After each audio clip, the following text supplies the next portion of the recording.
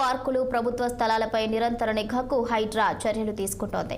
ఆక్రమణలపై ఫిర్యాదు చేసేలా మొబైల్ యాప్ను అందుబాటులోకి తీసుకువచ్చేందుకు కసరత్తులు చేస్తోంది.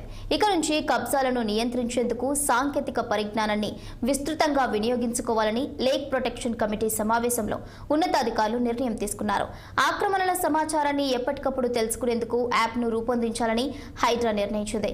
ఇందులో భాగంగా ఆక్రమణల ఫోటోలను అప్లోడ్ చేయడం ద్వారా ఫిర్యాదు నమోదవుతుందని తెలిపారు. సంబంధిత ప్రాంత బృందాలు క్షేత్రస్థాయిలో పరిశీలించి చర్యలు తీసుకుంటాయన్నారు. యాప్ రూపకల్పన బాధ్యతలను ఓ ఏజెన్సీకి అప్పగించినట్లు హైడ్రా వర్గాలు పేర్కొన్నాయన్నారు. చెరువుల FTL బఫర్ జోన్ల గుర్తింపుకు revenue irrigation, NRSA, SRSC, survey of India అధికారులతో చర్చించారు.